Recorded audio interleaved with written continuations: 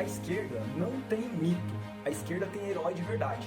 Eu vou falar para vocês a história de um dos nossos maiores heróis, o Apolônio de Carvalho. É o nome de Apolônio de Carvalho que está na primeira ficha de filiação do Partido dos Trabalhadores, partido qual ele ajudou a fundar em 1980. No militar de uma dona de casa, foi cadete na escola do Realengo, onde foi influenciado pelas ideias tenentistas, e aí nasceu a sua paixão pela Revolução. Como oficial de artilharia do Exército, travou contato com a Aliança Nacional Libertadora, que enfrentava o fascismo aqui no Brasil, reunindo comunistas e militares de baixa patente. Depois do levante comunista de 1935, Apolônio foi preso e foi enviado para uma casa de correção, onde conheceu Luiz Carlos Prestes e Graciliano Ramos. Depois de livre, em 1937, Apolônio entrou no PCB, interessado pelas ideias anti-imperialistas e de apoio à luta pela reforma agrária do Partido Comunista Brasileiro. No PCB, foi enviado para enfrentar as forças fascistas de Franco, na Espanha. Após a derrota do movimento antifascista na Espanha, Apolônio seguiu para a França. E na França, ele também ajudou a resistência francesa a enfrentar a invasão nazista. Ele liderava um grupo de partisãs que enfrentava os nazistas em Lyon.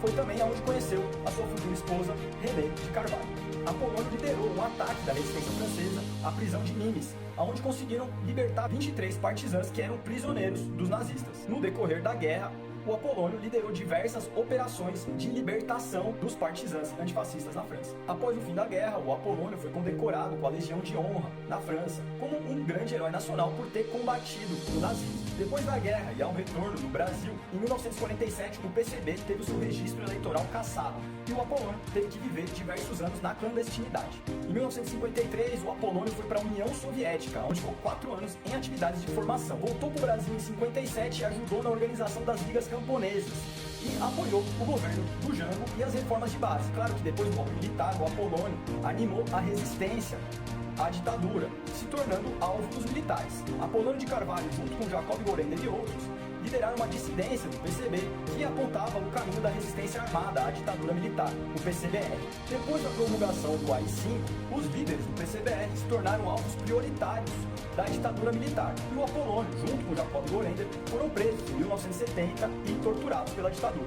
Em junho de 1970, o Apolônio, junto com 39 presos da ditadura, foram soltos em troca do embaixador alemão, que tinha sido sequestrado em uma ação conjunta da Aliança Libertadora Nacional e da Vanguarda Armada Revolucionária.